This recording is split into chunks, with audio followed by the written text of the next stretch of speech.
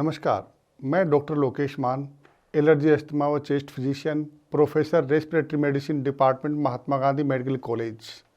आज हम जानेंगे कि अस्थमा और एलर्जी हर मौसम में लगभग परिवारों में बच्चा या युवा या घर की कोई महिला एलर्जी से पीड़ित रहती है। एलर्जी के लक्षण जैसे नाक से पानी आना, छींके आना, नाक बंद रहना और साथ में नाक में खुजली चलना, आँखों में खुजली होना, गले में खराश। अगर चेस्ट के सिम्टम हों तो उसको खांसी रहना, चेस्ट में टाइटनेस महसूस होना जैसे कि अंदर बलगम जमा हुआ हो, या उसको श्वास की दिक्कत रहना, ये दिक्कत होती हैं। अगर पेशेंट को लगता है कि उसको इस टाइप की दिक्कत है तो सबसे पहले अपने अस्थमा स्पेशलिस्ट के पास जाएं।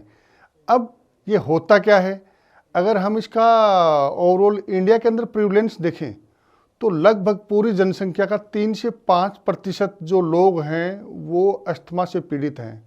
उम्र की बात करें तो जो ज़्यादातर जो अस्थमा होने की संभावना है वो 15 साल से कम उम्र के बच्चों में ज़्यादा संभावना रहती है, जिनमें 5% से 20% तक संभावना होती है। और जिन बच्चों के माता पिता को एलर्जी है तो उसको 30 से 50% और संभावनाएं बढ़ जाती हैं। तो और अगर 15 साल के बाद की बात करें तो उसमें 2 से 3% लोगों को अस्थमा होने की संभावना होती है। जैसे उनके लक्षण क्या होते हैं वो अपन बता चुके हैं। अब लोग बोलते हैं कि ना मुझे जैसे कि इस मौसम में दिक्कत होती है, होली के आसपास दिक्कत होती है या मौसम चेंज होता है, तो चेंज के साथ ये अस्थमा या एलर्जी का प्रकोप एकदम से कम या ज़्यादा क्यों हो जाता है। हमारे आसपास अगर हम देखें तो हमारे गार्डन एरिया में, सड़क पर जो पेड़ पौधे लगे हुए हैं, या हमारे खेतों में फसल चेंज होती है, फसलों के साथ साथ जो पोलन्स होते हैं, जो घास फूस होते हैं वो चेंज होते हैं, फसलें चेंज होती हैं तो उनके पोलन्स हैं वो भी चेंज होते हैं।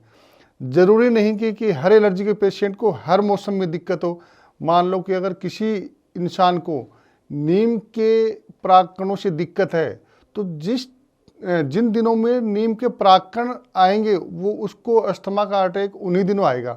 या जिसको कि मान लो सरसों के पोलन से एलर्जी है तो उसको दिसंबर से लेकर और फरवरी तक के मौसम में एलर्जी का प्रकोप होगा। या किसी बच्चे को या इंसान को कॉकरोच की डस्ट से या डस्ट माइट से दिक्कत है तो उसको पूरे साल भर सिम्टम रहते हैं।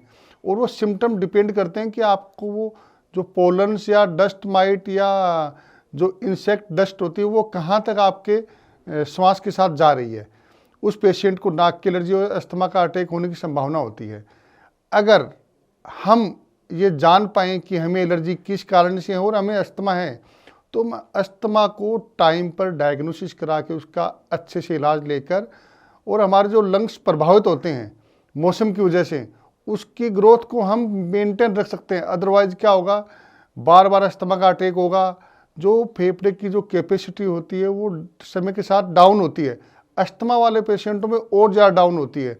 जैसे कि अगर वो लंबी उम्र के साथ में जो बढ़ती है 50-60 का, तब उसका जो चलने की ताकत है वो भी नहीं रहती।